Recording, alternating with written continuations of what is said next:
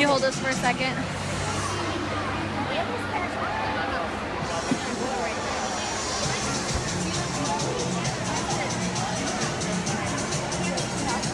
I'm at the Dolphin show at Brookfield Zoo, and I'm very excited because we didn't get to see the last time because there was a baby that was born. So, yeah.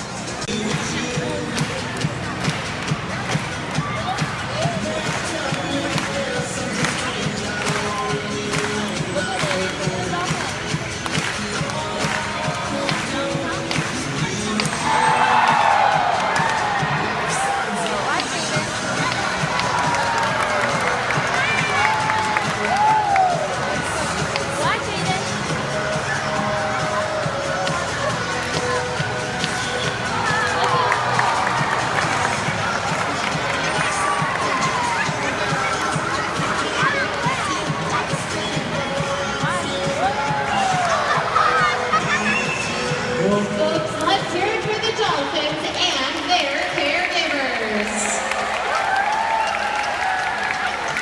Now in order to start this off, we need to introduce you to our stars.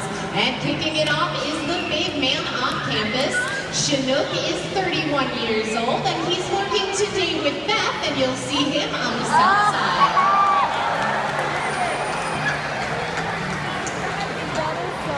27-year-old Allie is up next, and you'll be able to see Allie today with Steph.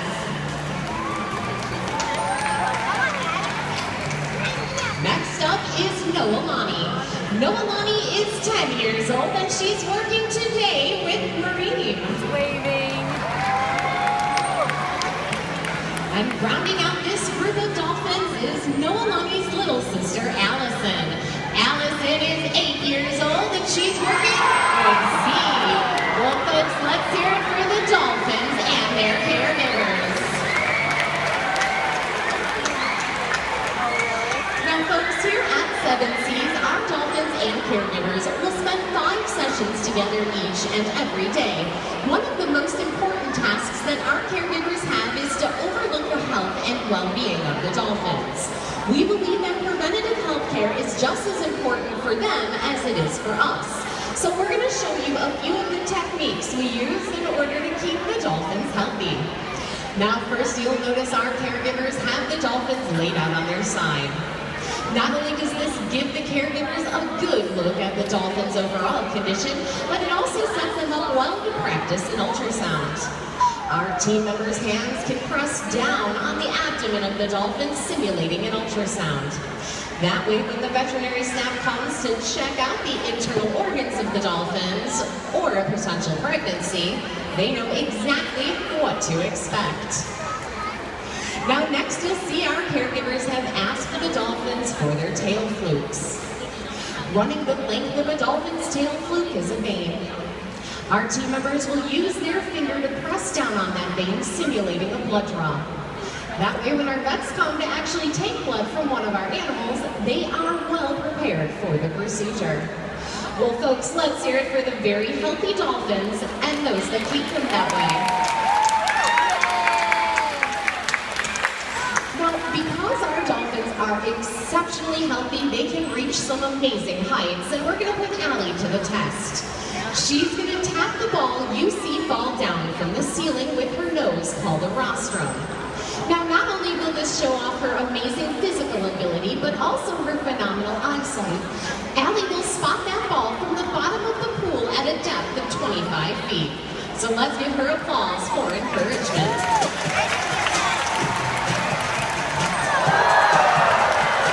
Well, she did a great job. Now, in order for our Dolphins to reach those heights, they have to be healthy and, of course, well-fed. Now, our caregivers give the Dolphins all the nutrition that they need, but wild Dolphins will hunt for up to 30 pounds of fish each and every day. So we're going to show you a few of the ways they get that job done. First, our Dolphins will be lobbing. A dolphin lobs when it lightly smacks its tail flukes on the surface of the water. It stuns the fish, freezing them in place, allowing them to swim right up and get their meal. Now, next, our dolphins will fish whack. A dolphin fish whacks when it swims up alongside of a fish and gives it a great big whack into the air, stunning it, making it easy to catch. Now, our fish is a beach ball, and if that ball happens to fly out to you, we ask that you hold on to it.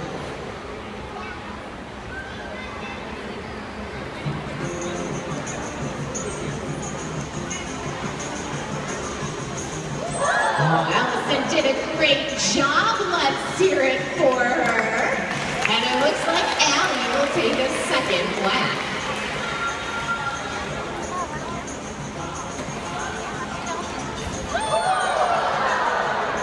Well, folks, let's hear it for Allie and Allison showing you their fish whacking skills. Now, if you pay close attention throughout today's presentation, you'll notice a lot of communication happening. Clearly, the caregivers are communicating with me, with each other, and with the dolphins. But the dolphins will also communicate amongst one another through a series of vocalizations that you folks will all get to listen to. Please keep in mind that dolphins don't have any vocal cords, so all the sounds you hear them make come from the blowhole located at the top of their head. Let's give it a listen.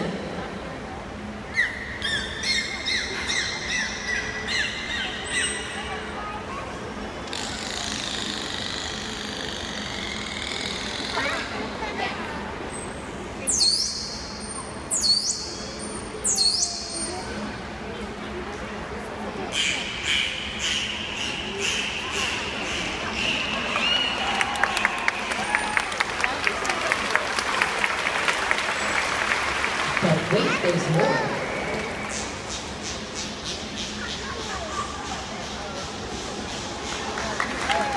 Alright folks, now let's hear it for our and long distance communication. They do that by breaching. That's when a dolphin launches itself up into the air and lands either on their back or side. That splash can be heard a great distance, and we have a few experts that will show you how it's done.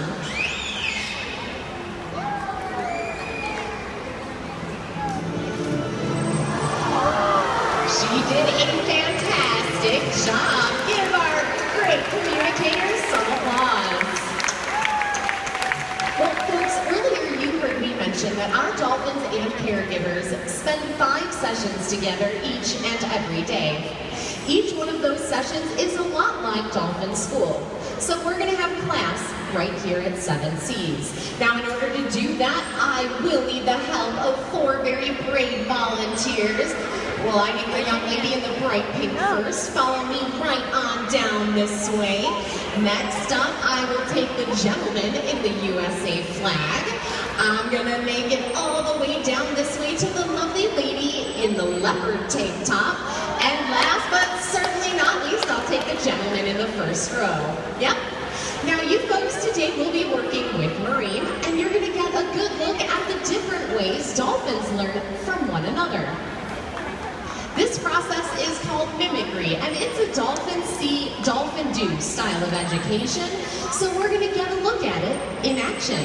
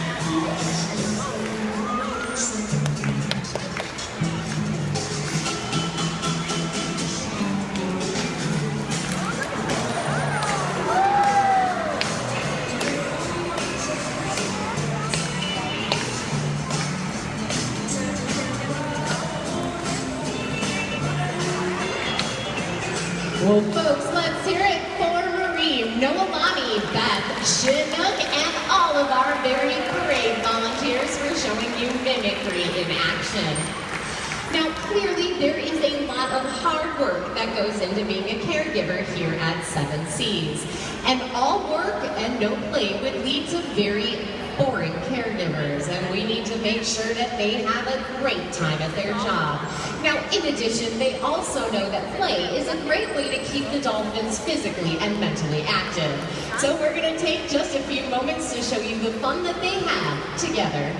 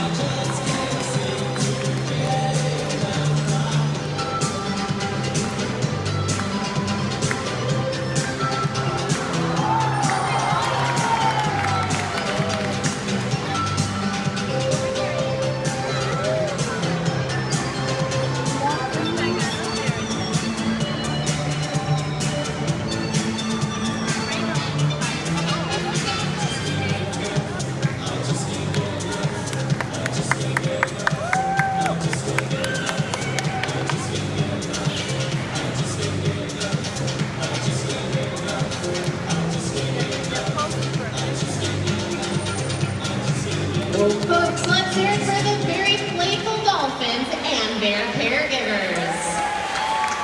So now that we've taken a look at what we do here at Brookfield Zoo, we're going to turn our focus to the wild. We are part of the world's longest study of a wild dolphin population. It takes place in Sarasota. Folks in the roles of our wild researchers and see if you can help us tell two of our dolphins apart. So we're going to reintroduce you to Allie.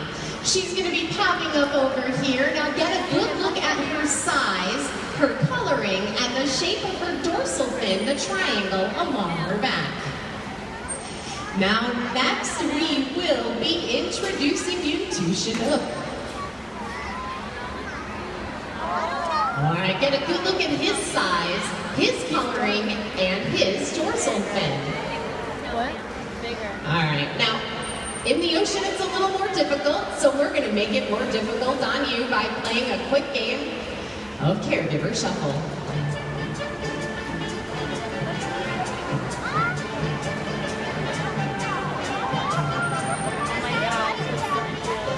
Okay, folks, we're going to go find a round of applause after one of our stars makes their appearance.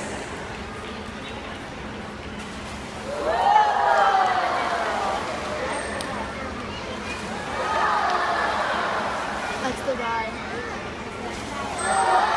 All right, folks, now by round of applause, how many of you think that is the beautiful Allie? All right. Now, how many of you think that was the ruggedly handsome Chinook? Oh, you folks are absolutely right. That was Chinook. Give yourself some applause.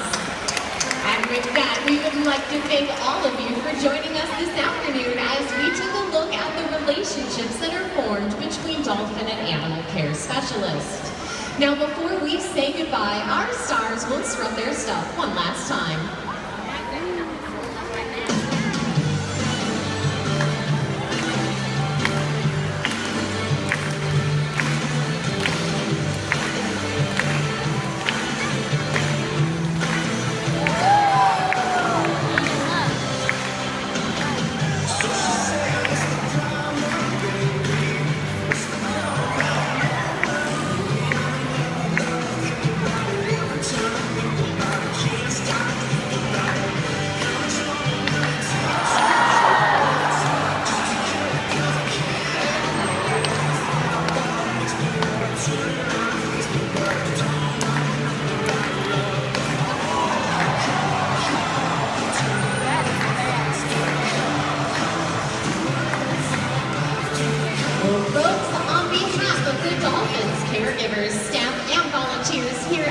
7 Seas.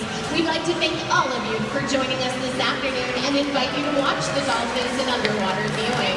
Bye, folks. Mom, don't go yet. Please do be careful because the stairs and walkways have gotten wet and that makes them slippery. For your convenience, the exits on the north and south of the Dolphins pool take you to the exact same location, including stroller parking. We appreciate your cooperation with not extending your arms.